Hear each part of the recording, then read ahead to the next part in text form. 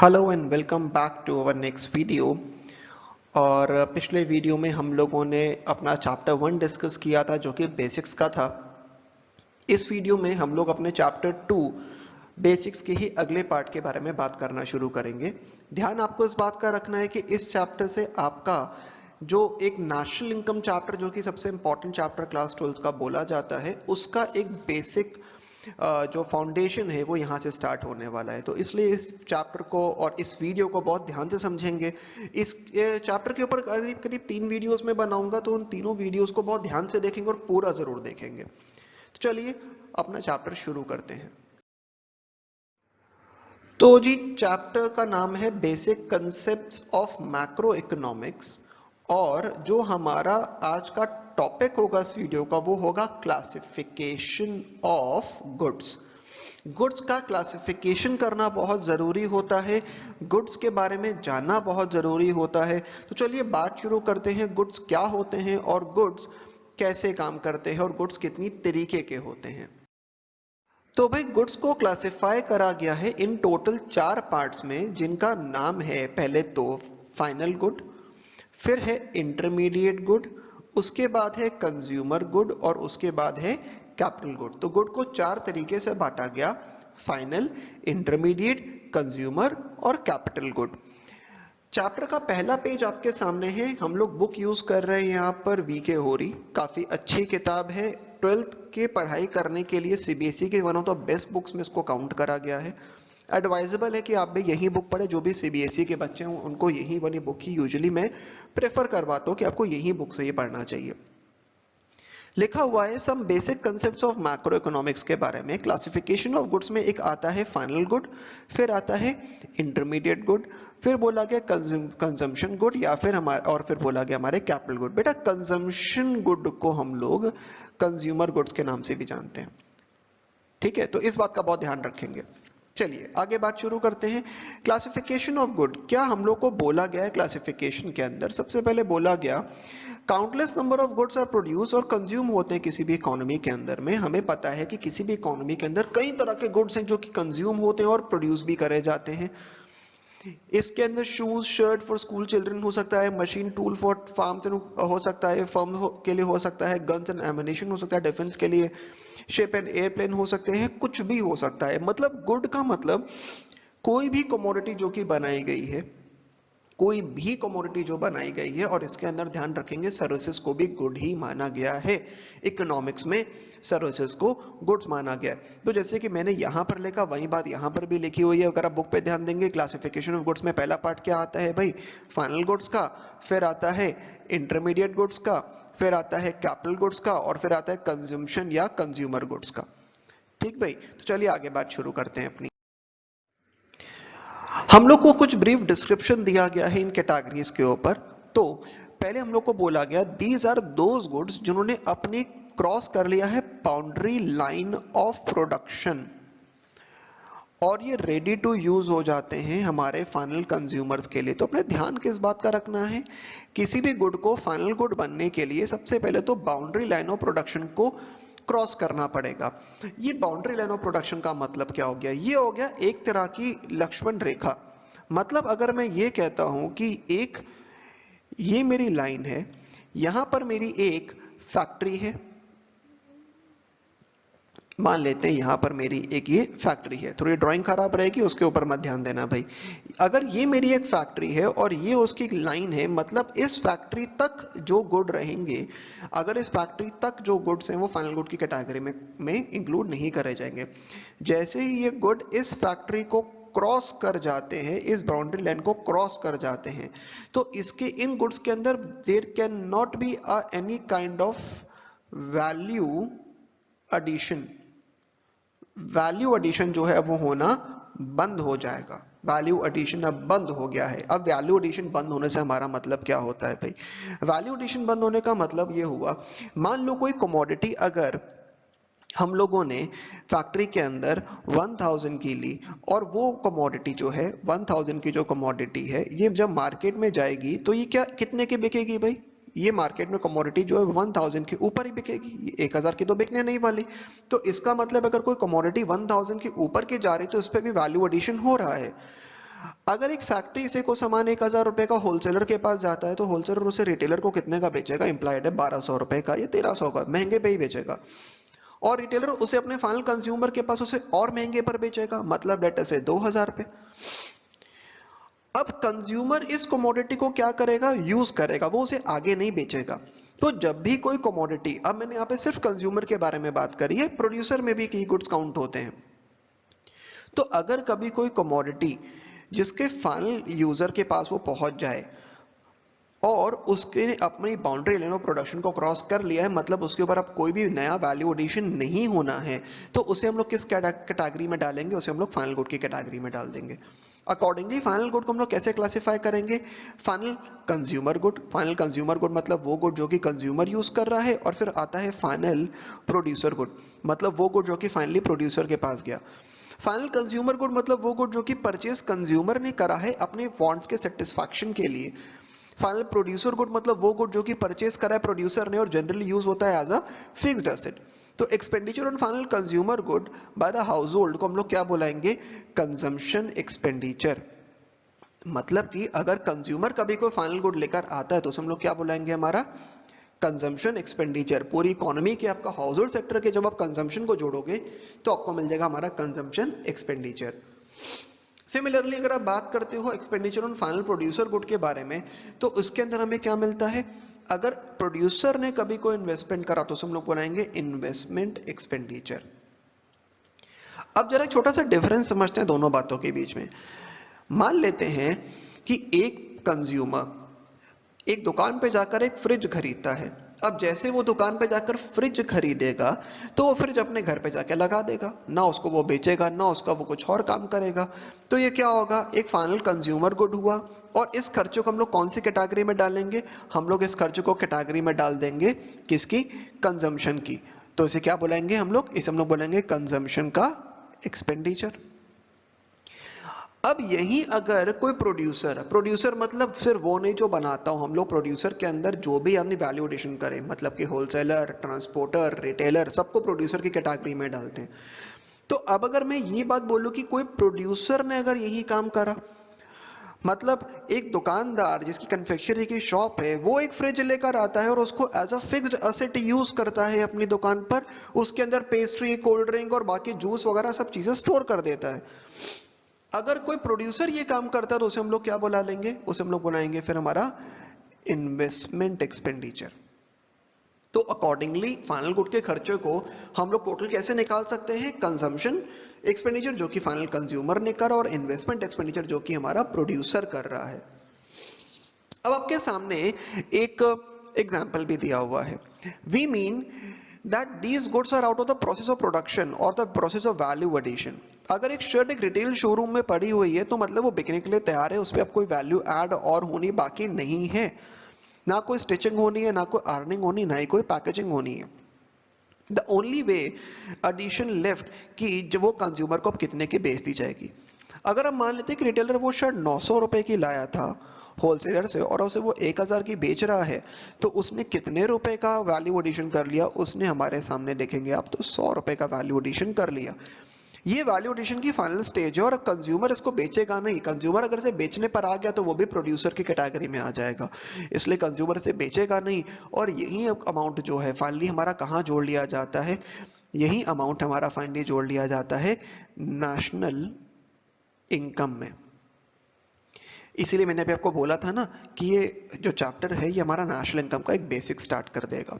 ठीक है, तो मेरे ख्याल से ये पेज आपको अच्छे से समझ आ जाता है। चलिए आगे बात करते हैं। तो अब अगर मैं इस बात को समअप करना शुरू करूं कि आखिर हमारे फाइनल गुड कितनी कैटेगरी में बांटे गए, तो समअप के पॉइंट ऑफ व्यू से मेरे पास आ जाती हैं दो चीजें। सबसे पहले तो मैंने ये देखा कि फाइनल गुड मतलब वो गुड जिन्होंने क्रॉस कर लिया हो, पहले में ध्यान किस बात रखना है? Cross a boundary line of production. दूसरा, ये रेडी टू यूज होने चाहिए by the final consumer. Ready to use का मतलब क्या हो गया? फाइनल कंज्यूमर इसको आखिरी में यूज कर ले, इसके ऊपर और कोई वैल्यू एडिशन ना हो। दो कैटेगरी में बांटे गए थे, फाइनल कंज्यूमर गुड जैसे भी हमने बात करी, और final producer good. Consumer good किस लिए यूज करे गए? फॉर सेटिस्फैक्शन ऑफ वांट्स के लिए, और इसके ऊपर करे हुए खर्चों को हम लोग क्या बुलाएंगे? Consumption expenditure. प्रोड्यूसर गुड किसके लिए यूज करेंगे? हमारे फाइनल प्रोड्यूसर गुड जो है वो जनरली फिक्स एसेट्स की तरह यूज करे जाते हैं और इसके ऊपर जो खर्चा होता है हम लोग बुलाते हैं हमारा इन्वेस्टमेंट एक्सपेंडिचर। अब हम आगे बात करते हैं, इसके बाद हमें जो गुड दिया गया वो दिया गया हम लोग को इंटरमीडिएट गुड। क्या होता है intermediate good? Intermediate goods are those goods which have not yet crossed the boundary line of production, जिन्होंने अभी बाउंड्री लाइन ऑफ प्रोडक्शन को क्रॉस नहीं किया है, नॉट येट, अभी इन्होंने क्रॉस नहीं किया है। And value is still to be added to them, value अभी भी इन गुड्स पे ऐड होनी बची हुई है। And which are not yet not ready for their final user. तो बिल्कुल अपोजिट है हमारे फाइनल गुड के। इसके अंदर तीन बातों का ध्यान रखना है। सबसे पहले बोला गया अभी इन्होंने बाउंड्री लाइन ऑफ प्रोडक्शन को क्रॉस नहीं किया है, इस पे भी वैल्यू ऐड होनी बाकी है और अभी इन्हें फाइनल यूजर जो है यूज नहीं कर सकते, उनके लिए तैयार नहीं है। In other words intermediate goods are those goods जो कि एक फर्म परचेज करती है दूसरी फर्म से या तो रॉ मटेरियल के फॉर्म पे या फिर रीसेल करने के लिए। इसका मतलब ये हुआ कि अगर आप एक मैन्युफैक्चरर हो तो आप एक गुड क्यों लोगे? रॉ मटेरियल के लिए। और अगर आप ट्रेडर हो तो आप किस लिए ले रहे हो? आप ले रहे हो फिर उसको रीसेल करने के लिए। शर्ट्स परचेज करी है फर्म एक्स ने फर्म वाई से फॉर रीसेल, इसे हम लोग बुलाएंगे इंटरमीडिएट गुड्स, बिकॉज वैल्यू अभी भी इस पे ऐड होनी बाकी है। लाइकवाइज वुड हमने परचेज करी है कारपेंटर ने टिम्बर मर्चेंट से फॉर मेकिंग चेयर, ये भी एक इंटरमीडिएट गुड है क्योंकि इसके ऊपर अभी भी वैल्यू ऐड होनी बाकी है। वो टिम्बर से अभी चेयर बनाएगा और चेयर फाइनल जो चेयर बनेगी वो हमारे लिए क्या होगी? फाइनल गुड होगी। इसके बाद जो बोला गया value of intermediate good ultimately becomes part of the value of final good. अब ये कैसे होता है जरा इस पे थोड़ा ध्यान से बात करेंगे। एक कारपेंटर ने वुड खरीदी वर्थ रुपीज 10,000 और उससे उसने कन्वर्ट कर दिया चेयर वर्थ रुपीज 20,000 में, तो value of good final good की वैल्यू क्या हो जाती है? 20,000 रुपए। अकॉर्डिंगली इंटरमीडिएट गुड जो है वो are not included in the estimation of national income. क्यों? अगर मैं बात करूं चेयर के बारे में तो चेयर कितने की है? 20,000 की, जिसमें से 10,000 रुपए की ऑलरेडी वुड इंक्लूडेड है। इसका मतलब 10,000 के वोट पे आपने 10,000 रुपए का वैल्यू एडिशन करा। ये थोड़ा कंफ्यूजन एग्जांपल हो जाता है, हम लोग थोड़े नॉर्मल से एग्जांपल के बारे में बात करते हैं। थोड़े सिंपल एग्जांपल पे चलिए बात करनी शुरू करते हैं।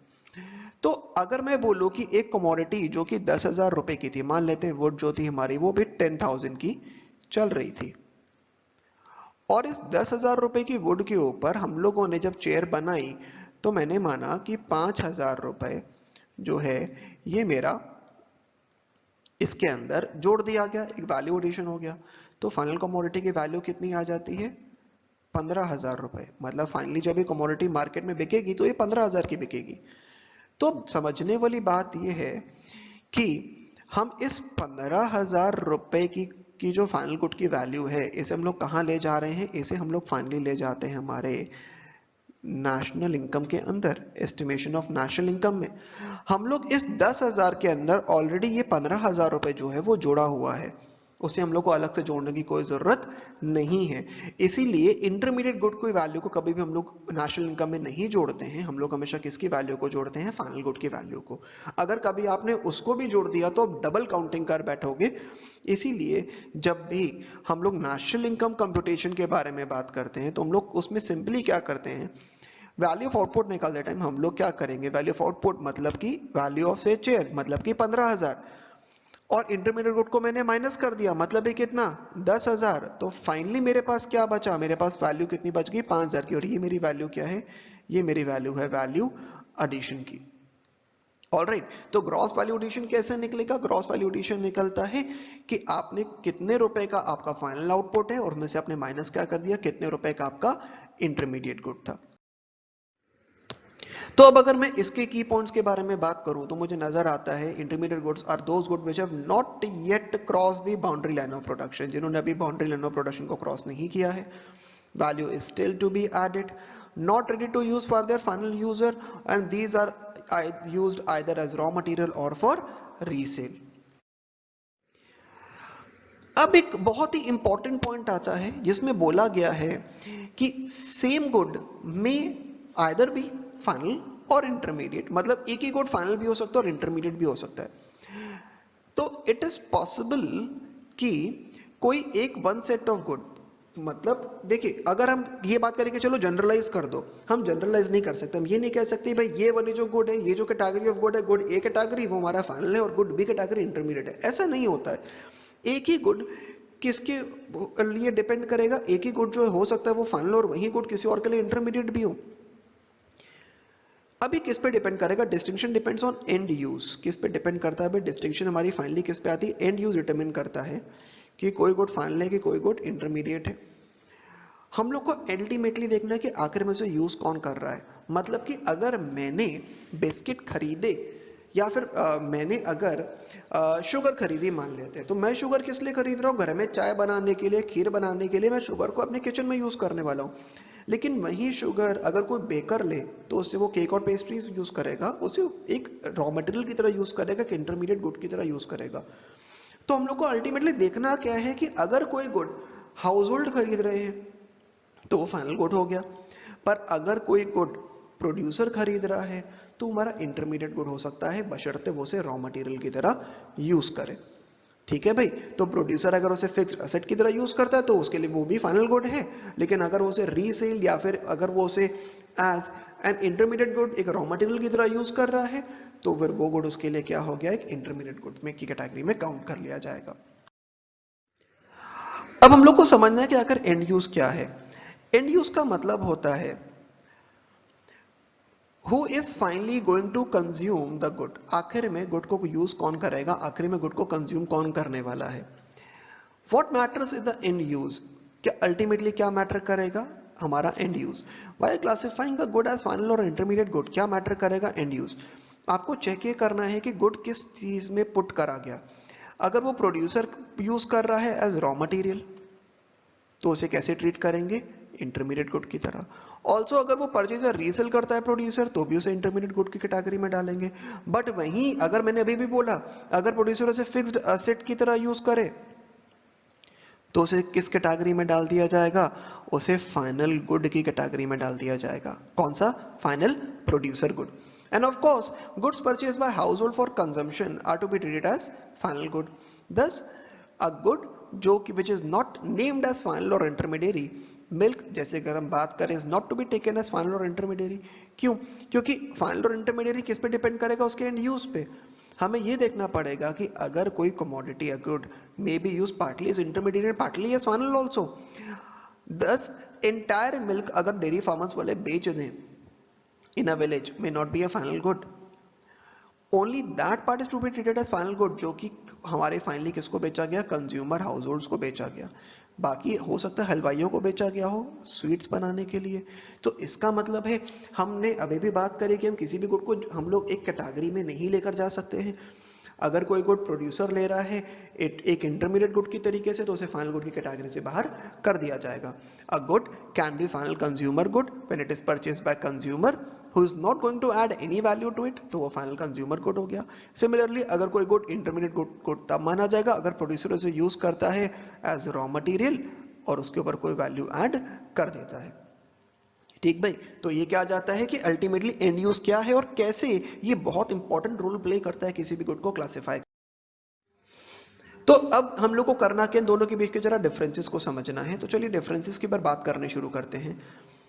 ये गुड हमारी बाउंड्री लाइन और प्रोडक्शन के ऊपर ही डिपेंड करेंगे।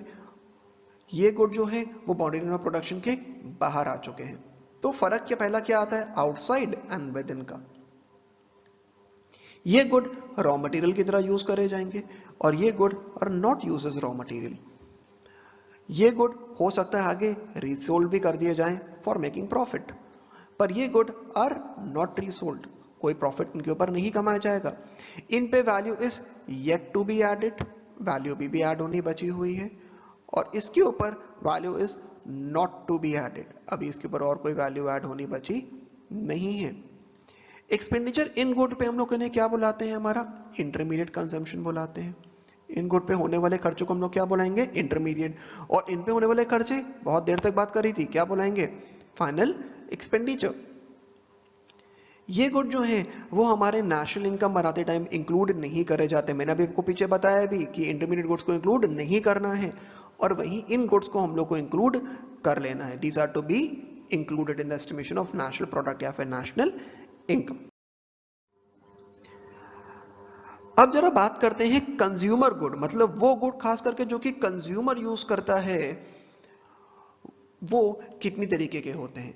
कंज्यूमर गुड को ब्रॉडली हम लोगों ने 4 कैटेगरी में बांटा है। एक है ड्यूरेबल गुड्स, दूसरे हैं सेमी ड्यूरेबल गुड्स, तीसरे हैं नॉन ड्यूरेबल गुड्स, और चौथे हैं नॉन मटेरियल गुड्स या सर्विसेज।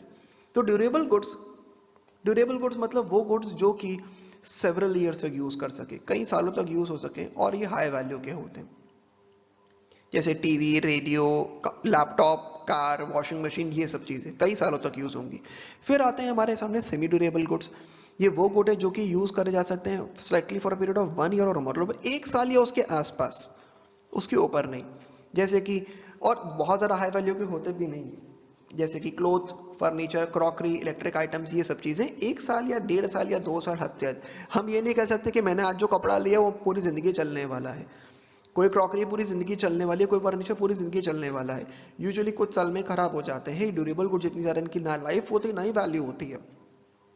नॉन ड्यूरेबल गुड मतलब सिंगल यूज गुड्स, मतलब कि खाया पिया खत्म, ये एक बार में यूज हो जाएंगे। जैसे कि मिल्क, पेट्रोल, आप दूध है एक ही बार में यूज होगा, पेट्रोल है एक ही बार में यूज होगा, और ये रिलेटिवली लो वैल्यू के होते हैं, उतने महंगे नहीं होते हैं। देन सर्विसेज मतलब नॉन मटेरियल गुड। मैंने चैप्टर की शुरुआत में आपको बोला था सर्विसेज को भी हम लोगों ने किस कैटेगरी में डाला हुआ है, गुड्स की कैटेगरी में डाला हुआ है, और आपने ये बात अभी देख भी ली। तो ये क्या हो जाते हैं हमारे 4 तरीके के गुड्स। तो एक बार हम लोग जरा दोबारा से इन पे नजर मार लें। Durable consumption goods several years के लिए यूज होंगे। उसके बाद क्या बोला गया भाई, semi durable goods nearly 1 year, और ये रिलेटिवली लो वैल्यू के होंगे। Non durable good can be use only once. Services non material in nature होती हैं, खाली फील कर सकते हो, देख नहीं सकते आप इनको। फाइनली हमारे पास टॉपिक आता है कैपिटल गुड्स का। ये इस क्लास के लिए आखिरी टॉपिक होगा हमारा। तो चलिए कैपिटल गुड के बारे में बात शुरू करते हैं। कैपिटल गुड्स मतलब वो गुड्स जो कि यूज होंगे as fixed assets. Plant and machinery are examples of capital goods. ये वो गुड्स हैं जो कि प्रोड्यूसर यूज करेगा या तो रिप्लेसमेंट हमारे एग्जिस्टिंग कैपिटल स्टॉक की, मतलब पुरानी मशीन खराब हो गई तो नहीं ले आए, या फिर एडिशन पे 2 मशीन पहले से थी, एक नई मशीन ले आए।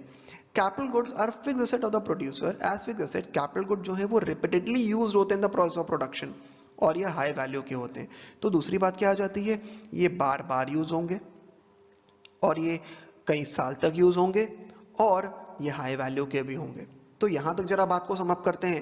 कैपिटल गुड मतलब वो गुड जो कि फिक्स एसेट की तरह यूज हो रहे हैं। ये वो गुड है जो कि प्रोड्यूसर यूज करते हैं या तो पुरानी मशीन को हटाने के लिए, या फिर मशीनों को और बढ़ाने के लिए, मतलब अपनी प्रोडक्शन कैपेसिटी को बढ़ाने के लिए। कैपिटल गुड कई सालों तक यूज हो सकते हैं, बार बार यूज हो सकते हैं, और हाई वैल्यू के होते हैं। अब अगर हम ध्यान दें, एक बहुत इंपॉर्टेंट बात लिखी हुई है, कहा यह गया है कि नट एंड बोल्ट भी कई सालों तक यूज हो जाते हैं, लेकिन हम लोग इसे कैपिटल गुड में नहीं डालते। क्यों? क्योंकि कैपिटल गुड को बनने के लिए आपको हाई वैल्यू का होना जरूरी है, और ये किसके वैल्यू के होते हैं भाई, ये लो वैल्यू के होते हैं। दस वही फिक्स एसेट हमारे कैपिटल गुड की कैटेगरी में काउंट होंगे जो कि कई साल तक यूज हो सके, और जो कि हाई वैल्यू के भी हों। ऑल्सो कैपिटल गुड के ऊपर डेप्रिसिएशन भी लगना जरूरी है, मतलब इसमें वेयर एंड टियर लगना जरूरी होता है। अब एक बहुत जरूरी बात लिखी हुई है, all capital goods are producer goods, but all producer goods are not capital goods.